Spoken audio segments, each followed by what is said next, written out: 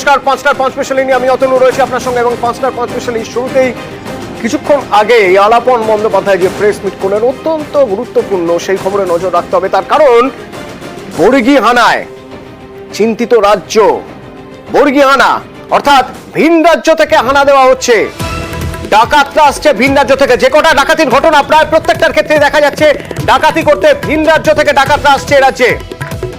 এমনকি যদি আমরা বাঁকুড়ার ঘটনাও দেখি, যেখানে ডাকাতির ছক বানচাল করা হলো, সেখানেও ডাকাতরা ভিন রাজ্যে বর্গী এলো দেশে, ঠিক সেই রকমই বর্গী হানা। ভিন রাজ্য থেকে হানা দেওয়া হচ্ছে এ রাজ্যে ডাকাতির উদ্দেশ্যে, জানিয়ে এবার চিন্তিত রাজ্য। আলাপন বন্দ্যোপাধ্যায়ের বক্তব্য শুনুন। এবছর 4টি ডাকাতির ক্ষেত্রে ইন্টারস্টেট ডেকয়েট গ্যাংয়ের উপস্থিতি লক্ষ্য করে পশ্চিমবঙ্গ পুলিশ তাদের সার্ভেলেন্স এবং অপারেশনস বাড়ায়। গতকাল এই রাজ্যে 4টি ক্ষেত্রে 14 জন অ্যারেস্ট হন, 10টি অস্ত্র সিজড হয় ইনভলভিং ইন্টারস্টেট গ্যাংস। সকল ক্ষেত্রেই এরা ছিল বিহার বা ঝাড়খণ্ডের ডেকয়েট গ্যাং। বিহার বা ঝাড়খণ্ড থেকে ডাকাতরা আসছে এ রাজ্যে, ডাকাতি করছে, বেরিয়ে যাচ্ছে, ধরতে সমস্যা হচ্ছে। এর আগে মুখ্যমন্ত্রী মমতা বন্দ্যোপাধ্যায় বলেছিলেন ভিন রাজ্যের থেকে ডাকাতির গ্যাং আসছে রাজ্যে ডাকাতি করতে। আজ আলাপন বন্দ্যোপাধ্যায়ও একই কথা বলছেন। আমার সঙ্গে ফোনে রয়েছেন অবসরপ্রাপ্ত পুলিশ কর্তা রজতাভ বাগচি, আমার সঙ্গে রয়েছেন। রজতাভ বাবু, আপনার সঙ্গে দুপুরেও কথা হচ্ছিল, ভিন রাজ্য থেকে ডাকাতরা আসছে। যে কটা ডাকাতির কেস পাওয়া যাচ্ছে রাজ্যে, প্রায় সবকটার ক্ষেত্রেই দেখা যাচ্ছে সীমান্ত পেরিয়ে বিহার বা ঝাড়খণ্ড থেকে আসছে। আজ আলাপন বন্দ্যোপাধ্যায়ের বক্তব্য সেই একই কথা উঠে এলো। কোথায় সমস্যা হচ্ছে, মানে কেন এটা বারবার হচ্ছে যে ভিন রাজ্য থেকে আমাদের রাজ্যে চলে আসছে ডাকাতি করতে এবং বেরিয়ে যেতে পারছে সহজে? টার্গেট এ রাজ্য কিভাবে হচ্ছে?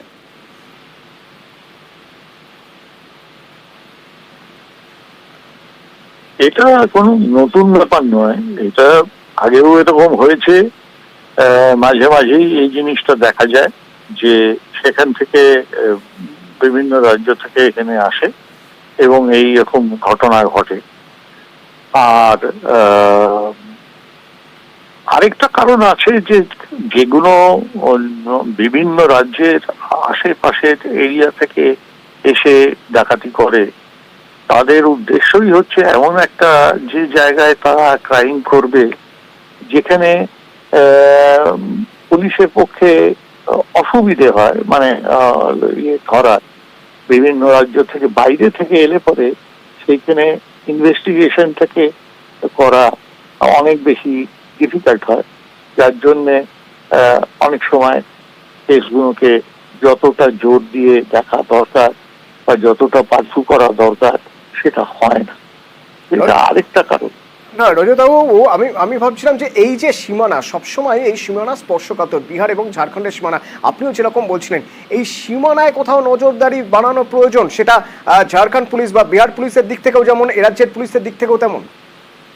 আর সে তো বটেই, তবে কি এগুলো কি হয় যে সীমানাতে নজরটা কম পড়ে, কারণ একবার বর্ডার ক্রস করে গেলে আমাদের দিক থেকে পুলিশ গিয়ে সেখানে কাজ করা বা তাদের সাথে জয়েন্টলি কাজ করা সেটা একটু অসুবিধাজনক হয়। একই রাজ্যের মধ্যে থাকলে, একই ডিস্ট্রিক্টের মধ্যে থাকলে যতটা নজর দেওয়া যায় অন্য জায়গায় হলে সেটা ততটা হয় না। এই জন্যে সাধারণত বর্ডার এরিয়াতে অনেক সময় এরকম ঘটনা ঘটে থাকে, কারণ ওটা ভালোভাবে নজর দেওয়া সম্ভব হয়ে ওঠে না অনেক সময়। কিন্তু প্রথমেই যদি নজরদারির মাধ্যমে আটকানো সম্ভব হয়, অর্থাৎ প্রথমেই চেকিং, যে চেকিং এর মাধ্যমে বোঝা যাবে যে কে কোন উদ্দেশ্যে এক রাজ্য থেকে আর এক রাজ্যে যাচ্ছে, এটা বোধহয় সম্ভব নয়। কারণ বর্ডার এরিয়াতে এখানে তো খুব একটা দুটো লোক যায় এরকম তো নয়, বহু লোক আসে, যে আসা যাওয়া করে রেগুলার, এবং সেটাকে নজর দিয়ে করা যতটা, মানে কি বলবো,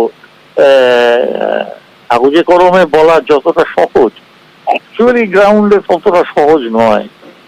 সেটা হয়ও না, পার্সু করা যায়ও না। এই জন্যই সাধারণত বর্ডার এরিয়াতে ঘটনা বর্ডার ক্রাইম হয় বেশি। তবে অনেক জায়গাতে দেখা যায় যে দুটো রাজ্য হলেও তাদের মধ্যে বোঝাপড়াটা এমন যে যাতে তারা জিনিসটাকে অনেক বেশি গুরুত্ব দেয়, সেই জিনিসটা। তাহলে কি রজতবাবু কোনোভাবেই আটকানো সম্ভব নয় প্রতিবেশী রাজ্য থেকে যদি ডাকাতের উদ্দেশ্যে বা কোনো অসৎ উদ্দেশ্যে আসে আমাদের এখানে? না না, আশা সেটাকে আটকানো নিশ্চয়ই যেতে পারে যদি দুই রাজ্যের মধ্যে কোঅর্ডিনেশন আন্ডারস্ট্যান্ডিং ভালো হয়, কিন্তু সেটা অনেক সময়তে হয়ে ওঠে না, এই জন্যই বর্ডারে ক্রাইম হয়। আমি সেটাই বলতে চাইছি। ধন্যবাদ।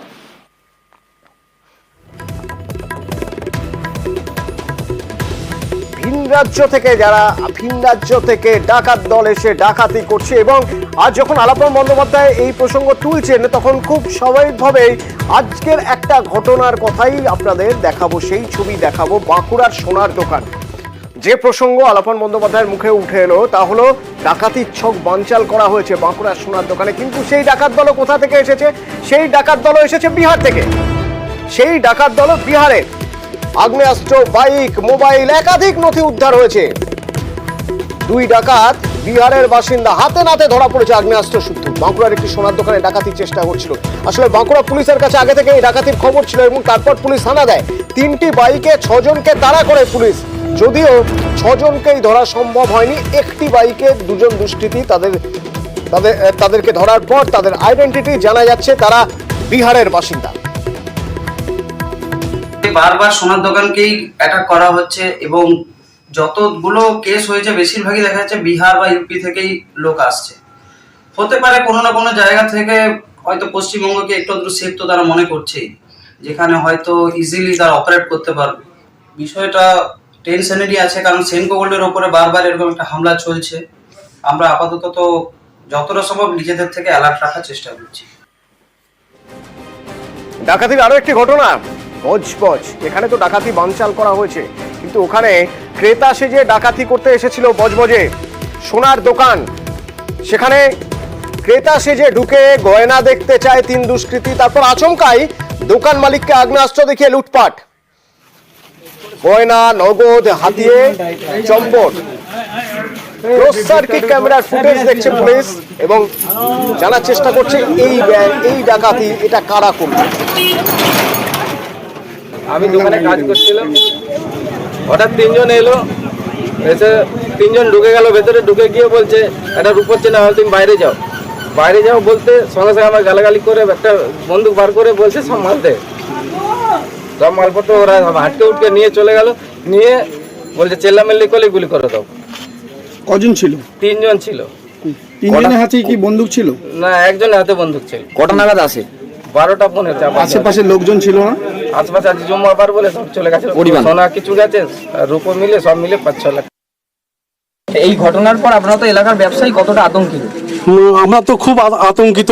এটা যে হয়েছে এটা খুব মানে আমরা দুঃখ হতো আর মর্ম হতো যে এটা আমাদের এই এলাকায় কোনোদিন ঘটেনি এরকম দিন দুপুরে। ঠিক আছে, এটা সবাই আমরা মানে মর্ম হতো আর কি। শহর কলকাতার যেখানে ঘুরুন না কেন আপনি পার্কিং ঠিক পেয়ে যাবেনই। পার্কিং এর জন্য আপনাকে টাকাও গুনতে হয়, কখনো কখনো স্লিপ পান, কখনো স্লিপ পান না। এই পার্কিং গুলোর মধ্যে থেকে কটা বেআইনি পার্কিং আর কতটা লিগাল বৈধ পার্কিং আপনি জানেন কি? জানাবো বিরতির পর, সঙ্গে থাকুন।